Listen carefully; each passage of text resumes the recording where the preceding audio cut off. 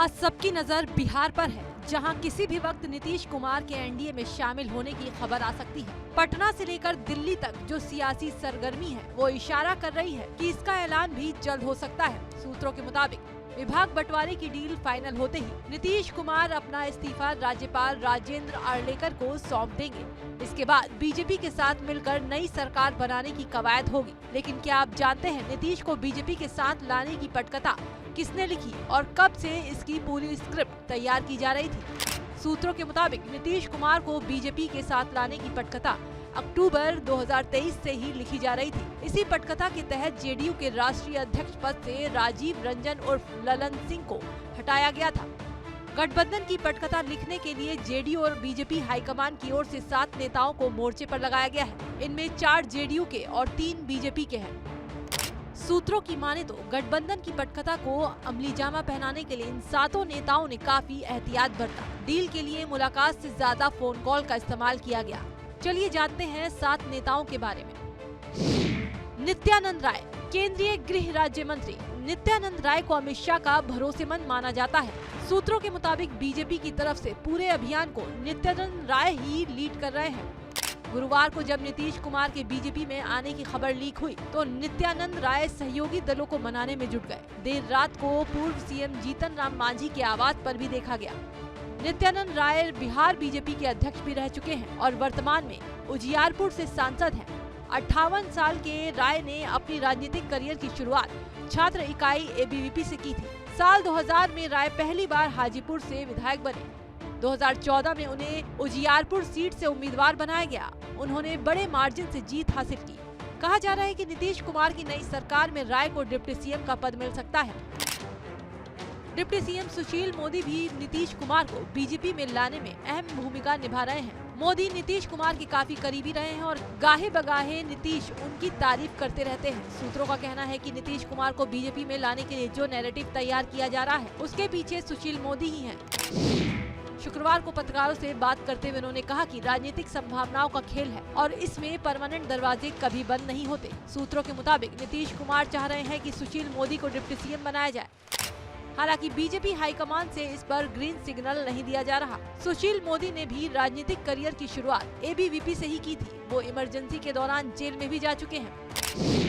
Sanjay Kumar Jha, JDU की तरफ से गठबंधन को लेकर सबसे धुआंधार बैटिंग संजय कुमार झा ही कर रहे हैं। झा अभी जेडीयू के राष्ट्रीय महासचिव और नीतीश सरकार में मंत्री हैं। नीतीश कुमार के बाद जेडीयू में संजय झा ही एकमात्र नेता हैं जिनके पास संगठन और सरकार दोनों जगह पद है। 2017 में भी नीतीश कुमार को बीजेपी के साथ लाने में झा ने अहम भूमिका निभाई थी। ये खुलासा 2022 में जेडीयू सांसद ललन सिंह ने किया था। इस बार भी जब नीतीश कुमार के बीजेपी के साथ जाने की बातें सामने आई तो मुख्यमंत्री आवास पर झा को ही पहले बुलाया गया। सूत्रों का कहना है कि संजय झा इसी महीने के शुरुआत में दिल्ली गए थे, जहां उन्होंने नीतीश कुमार के बीजेपी के साथ आने की स्क्रिप्ट पर काम किया। हालांकि दिल्ली से लौटने के बाद झा ने नीतीश के इंडिया में रहने की बात दोहराई थी।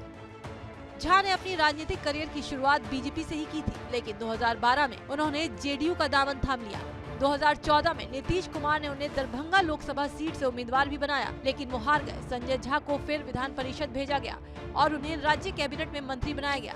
वर्तमान में झा के पास जल संसाधन और जनसंपर्क जैसे मलाईदार विभाग हैं। झा को नीतीश के किचन कैबिनेट का भी सदस्य माना जाता है। हरिवंश, राज्यसभा के उपसभापति हरिवंश ने भी पटकथा लिखने और उसे अमली जामा पहनाने में मुख्य भूमिका निभाई है। हरिवंश को नीतीश कुमार का करीबी माना जाता है। नीतीश जब बीजेपी छोड़कर आरजेडी के साथ गए तो हरिवंश के भी पद छोड़ने की बात कही गई। हालांकि नीतीश ने उन्हें पद से नहीं हटाया। सूत्रों का कहना है कि नीतीश कुमार के साथ आने के लिए बीजेपी हाईकमान को हरिवंश ने ही तैयार किया। 2017 में भी हरिवंश के कहने पर नीतीश आरजेडी का साथ छोड़ बीजेपी से मिल गए थे। पत्रकारिता से राजनीति में आए हरिवंश को नीतीश कुमार ने ही पहली बार 2014 में राज्यसभा भेजा था। 2018 में हरिवंश राज्यसभा के उपसभापति बने, तब से वो इस पद पर काबिज है।